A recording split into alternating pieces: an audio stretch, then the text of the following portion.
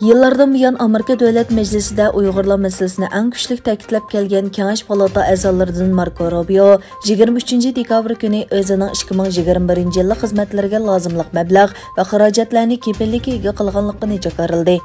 Buningdan bir kun ilgari bo'lsa, u bu vaqtdagi mablag' uqtirishini olqishlaydiganligini bildirib, buning bir qismi Uyg'urlar duch kelayotgan ziyonkashlikning xarakterini bekitishga sarf qiladiganligini bildirgan edi. Marco Rubioning to'r betidagi uqtirishda Uyg'urlar duch kelayotgan fojialar bo'lib Xitoy Kompartiyasining Sharqi Turkistondagi insoniyatga qarshi jinoyatlari haqida hozir tog'dek isbotlar yig'ilib bo'ldi.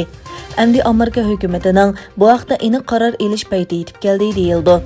Uqtirishda Marco Rubioning 2021 yilda yana Uyg'urlarni majburiy emgakka selishni cheklash qonunining ma'qullanishi uchun kuch chiqardiganligi, bo'libmi bu xil majburiy emgakning qaysi xarakterdagi zulm bo'ladiganligi haqida qaror olishning zarurligi alohida ta'kidlandi.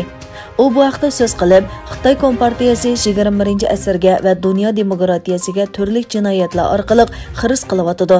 Shunga bu jihatdagi xizmatni davom qildirish nihoyat muhim degan.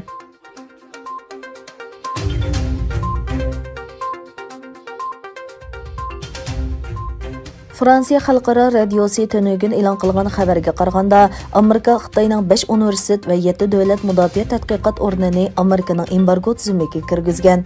Xabarda aytilishicha, Amerika embargo tizimiga qo'shilgan shirkatlarning Amerika shirkatlaridan mahsulot import qilishi uchun Amerika hukumatining tasdiqini olishini talab qilsa-mu, ammo qo'llangan bu tadbir vositalik holda Xitoyning sazgur yuqori texnikaga erishishini cheklab, Xitoyga qarata texnikalik qamal paydo qiladi ekan.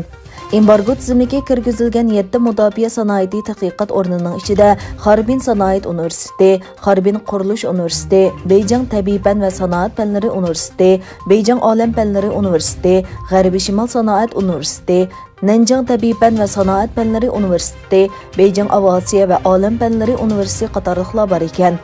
Uchurlar qaraganda yuqorida tilga ilingan organlarning Xitoyning harbiy sanoati, qurol-yarog', aviatsiya, elektronlik uchur, ximiyalik tadqiqot turlariga qatnashadigan organlar ekanligi ma'lum.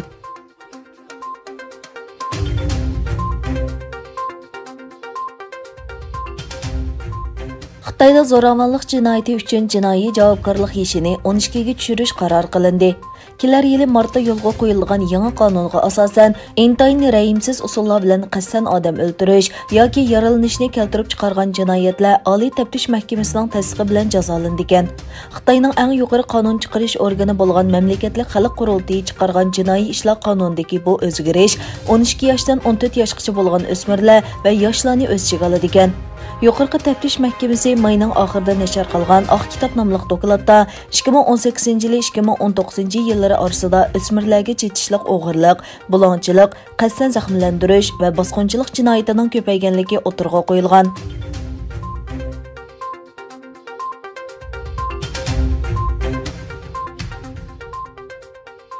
Afg'onistonda Davlat bexatarlik idorasi poytaxt Kabuldagi bir kamera uyiga besib kirib, Xitoyga vakolatan josuslik qilgan 10 kishini qo'lga olgan. Hindiston vaqtgisining xabariga qaraganda, Davlat bexatarlik idorasi guruhlari 12 oyning 10 kuni Kabuldagi bir kamerada harakat elib borgan. Harakatda qo'lga olingan va Xitoy axborot organi bilan aloqalashganligi xabar qilingan 10 Xitoy fuqarosi qo'lga olingan. Qo'lga olingan Xitoy josuslardan oz deganda ikkisi Taliban bilan aloqasi bor bo'lib, bu kishilar josuslik qilish va terrorlik hujumi bilan ayblangan. Afg'oniston Davlat bexatarlik idorasi bu uyda elib borgan oqtirishda qurol, o'q-dori va nurg'un portlatqich buyumlarni qo'lga tushirgan.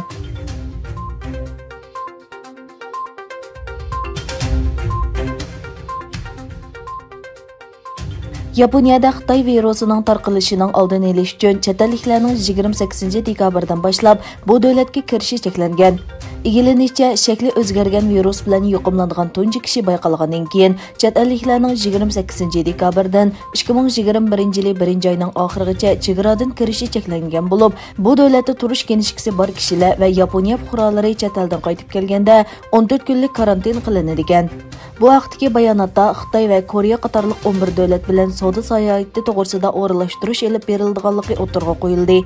Sahiya emgak va paraballiq ministrligi davlat ichidagi aerodromlarda karantin qilingan va Angliyaga sayohat tarixi bor 5 odamda tez tarqalgan koronavirus tipining bayqalganligi e'lon qilingan edi.